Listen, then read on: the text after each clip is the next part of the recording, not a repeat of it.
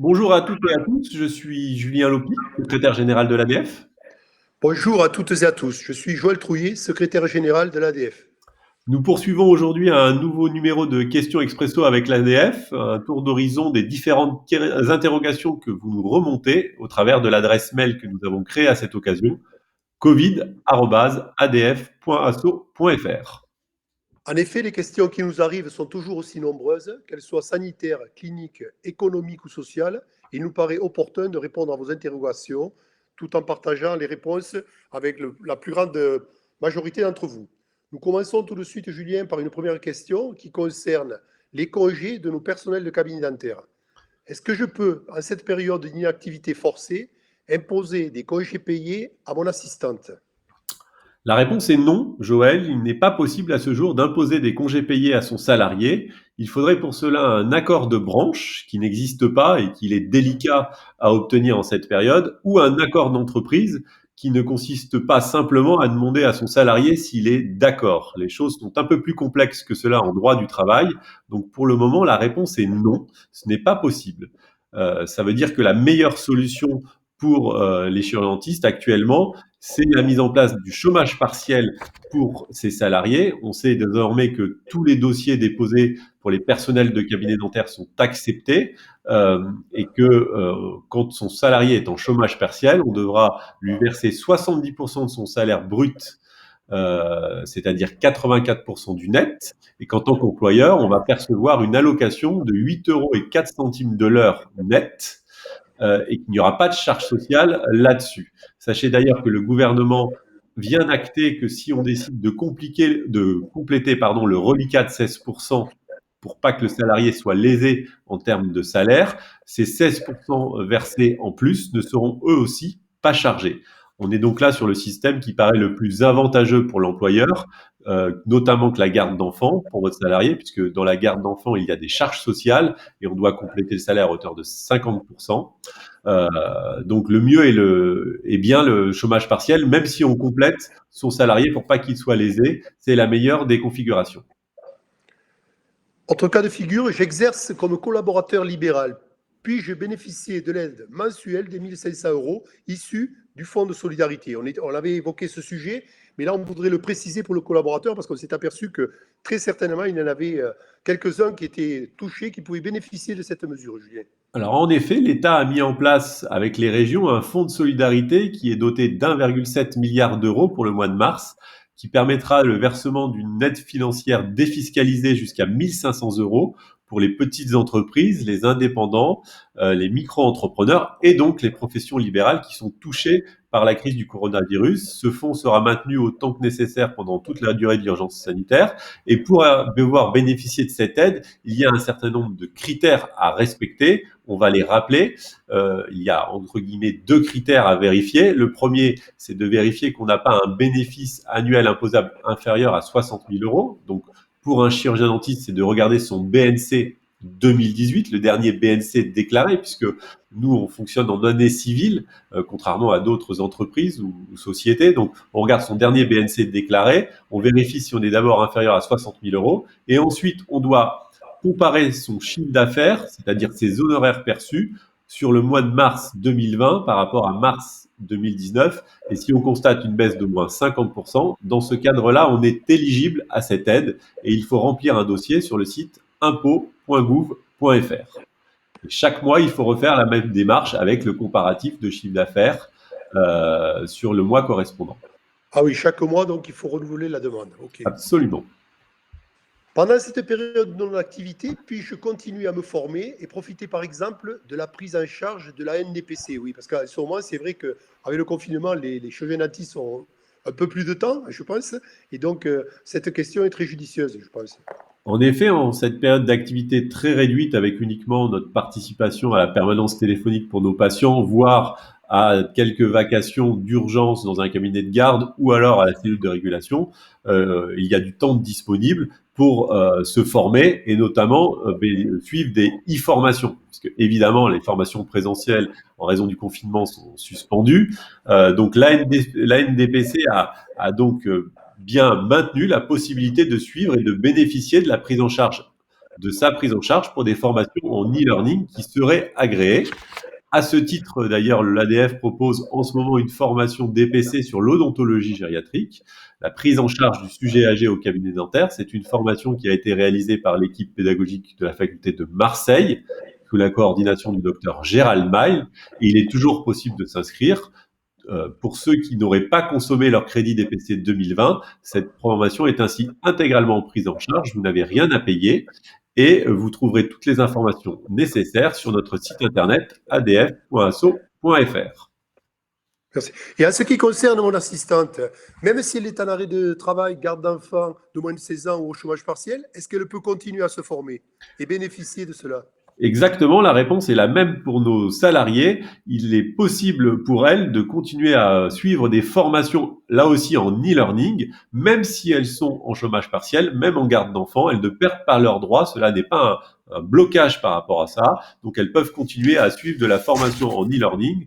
Notamment, il y a en ce moment l'UFSB qui propose une formation sur la stérilisation en e-learning et d'autres structures proposent aussi ce type de formation. Donc il n'y a pas de conflit entre le fait d'être en arrêt de travail, soit garde d'enfants, soit chômage partiel, et de continuer à faire de la formation professionnelle quand on est salarié. Merci Julien. Autre question. Un confrère nous interroge sur une initiative qui existerait concernant l'impression de visières de protection qu'il a vu passer sur Internet. Donc, qu'en est-il exactement? Alors en effet, l'idée initiale était de compléter la protection des soignants durant la période de pandémie grâce à une visière, puisqu'on sait que les masques ne suffisent pas à leur protection, notamment pour les yeux et certaines parties du visage. Donc pour cela, un consortium, le consortium 3D for Care, d'ingénieurs, d'enseignants, de chercheurs, de médecins, de chirurgiens dentistes et d'étudiants, s'est constitué sous la coordination de notre ami le docteur Jean-Pierre Attal, qui est enseignant-chercheur à l'UFR d'odontologie de Montrouge et qui a collaboré avec l'ADF à de nombreuses reprises, notamment en cette période pour la rédaction de nos recommandations en période de pandémie.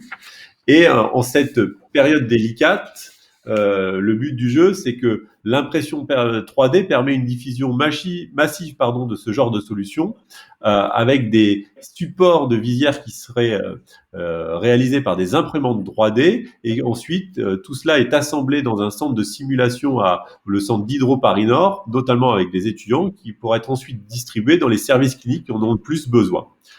Donc les visières sont constituées en 3 parties, un serre-tête en plastique fabriqué en imprimante 3D, une feuille de plastique transparente pour faire la visière et un élastique boutonnière pour la tâche. Et il faut environ 4 heures pour réaliser en impression cette visière.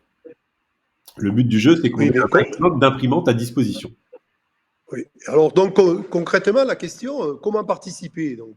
Alors, comment participer? En fait, il y a un appel à des fermes de particuliers ou d'institutions qui décident de fabriquer pour 3D for Care qui a été lancé. Donc, le but du jeu, c'est que toute personne qui a une impression 3D et qui souhaite réaliser ce type de visière se fasse connaître pour que un maximum de visières puisse être fabriquées et distribuées. En ce moment, il en est fabriqué et distribué près de 1500 visières par semaine et qui sont livrées gratuitement aux infirmières libérales, aux médecins généralistes, aux EHPAD, à des hôpitaux. Donc, pour participer à cette action, il suffit d'aller sur le site www.3dforcare.org dans lequel vous aurez tous les renseignements utiles pour faire partie de cette aventure.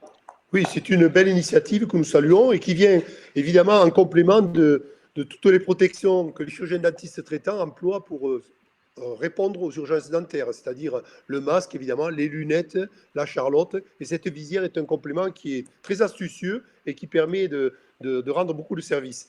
Alors, une question aussi qui nous concerne, Julien, directement. Je pensais d'ailleurs qu'elle serait arrivée plus tôt sur les réseaux sociaux. Le congrès de l'ADF aura-t-il lieu? Alors Joël, en cette période délicate de pandémie, l'ADF, c'est-à-dire ses élus et tous ses salariés sont pour le moment entièrement mobilisés sur l'accompagnement qu'elle peut proposer à toutes les composantes de la profession qui sont pleinement impactées par cette crise, que ce soit les chirurgiens dentistes, les assistantes dentaires, les étudiants, les prothésistes et les industriels. L'ADF a pris part à l'organisation de la réponse sanitaire qu'il a fallu mettre en place, notamment par la publication d'un certain nombre de guides et d'outils pratiques qu'on a rédigés ou auxquels on a participé à la rédaction. Donc pour l'instant, toutes nos forces sont mobilisées là-dedans, puisque conformément à nos 3 missions qui sont d'accompagner, de défendre et de former, le but du jeu était de collaborer pour aider au mieux la profession à mieux appréhender cette situation. Et de quelle façon l'ADF a essayé de remplir cette mission et de faire cela Bon, elle l'a fait à différents niveaux. actuellement? Il y a déjà tout comme je l'ai dit, tous les documents que nous avons élaborés ou contribuant à libérer, qu'on met à disposition sur notre site internet. Il y a cette émission qui a pour vocation d'informer le plus grand nombre, de rassurer et de donner des informations pratiques à tous ceux qui sont dans une situation compliquée pour qu'ils sachent quelles sont les mesures qui peuvent bénéficier. Il y a cette adresse mail où on répond à toutes les questions que nous recevons. Et puis, il y a après tout le travail de lobbying qui peut être fait par les différents élus que nous avons pu croiser à travers le congrès, les contacts qui ont pu être initiés depuis des années, qui nous servent aujourd'hui pour essayer de faire remonter des messages sur nos difficultés et apporter des solutions à tous les confrères.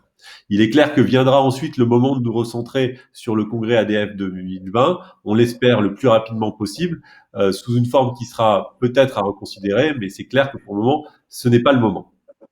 Oui, bon, là, une précision. Un congrès de l'ADF, c'est 18 mois de préparation. Donc là, normalement, en juillet, on commencerait à préparer le congrès de l'année prochaine, c'est-à-dire de 2021. Donc il est évident qu'au niveau scientifique, le programme est en train d'être bouclé, puisque là, on a à disposition les scientifiques que je remercie, qui ont un peu plus de temps. Au niveau de l'exposition, les plans ont été élaborés, mais nous pensons qu'il est vraiment prématuré de se projeter à fin novembre et d'en parler un petit peu. On étudie différentes possibilités, mais le congrès de l'ADF, évidemment, aura lieu et on tiendra informer les confrères et consoeurs le moment venu. Voilà. Absolument. Tu parlais de projection. Eh bien, pour finir cette émission et avant le week-end, je vais te poser, Julien, la grande question que tout le monde se pose et que déjà un grand nombre d'internautes nous ont demandé hier. Quand reprendrons-nous le travail? Et que peut-on répondre à ce stade? Eh bien, Joël, enfin, honnêtement, à ce stade, il est impossible de répondre à une telle question. Le Premier ministre a abordé, lors de son audition mercredi à l'Assemblée nationale, pour la première fois, le sujet du déconfinement, en déclarant, je cite, qu'il est peu probable que nous nous acheminions vers un déconfinement général et absolu en une fois, partout et pour tout le monde. Il a ajouté qu'une stratégie de déconfinement pourrait être présentée dans les jours à venir, voire la semaine, et que celle-ci prendra en considération les impératifs évidents de santé et de protection de la population. Plusieurs équipes travaillent pour le gouvernement actuellement sur ce sujet. On évoque des pistes de déconfinement régionalisé, de sujets à une politique de test ou de déconfinement en fonction des classes d'âge. Mais honnêtement, on est sur des hypothèses pour le moment. On sait que la stratégie dépendra uniquement ou prioritairement de la capacité à tester, c'est ce que le Premier ministre a rappelé. Oui, là, je crois qu'il y a beaucoup d'efforts pour trouver ces tests, justement, actuellement. La recherche bat son plein. Et à partir du moment où on pourra tester, bien évidemment, la majorité de la population, le confinement pourra être levé beaucoup plus facilement, quoi. Il est clair, notamment et particulièrement pour notre profession, maintenant qu'on connaît les risques liés à la production d'aérosols, que le point central pour envisager une sortie de crise, c'est évidemment le test, aussi bien pour le soignant que pour le patient, et que tant qu'on ne verra pas plus clair en termes de stratégie d'approvisionnement des tests sérologiques, toute hypothèse ne serait absolument pas sérieuse pour le moment en termes de date de reprise d'activité. Oui, de toute façon, que ce soit pour le confinement ou la reprise de l'activité, on a bien compris avec les paroles du Premier ministre qu'on s'inscrit dans une durée assez longue, hein. C'est-à-dire que c'est pas envisagé pour le mois d'avril, quoi, disons, hein. Tout à Voilà. fait. Donc, je te remercie, Julien, d'avoir apporté toutes ces précisions. Bon, je vous souhaite à toutes et à tous un bon week-end. Je vous invite à continuer à poser des questions sur notre site covid.adf.so.fr, ce qui nous permet évidemment d'alimenter notre émission et de vous répondre en temps et en heure en l'adaptant quotidiennement. Merci beaucoup. Merci, Julien. Merci, prenez soin de vous et bon week-end.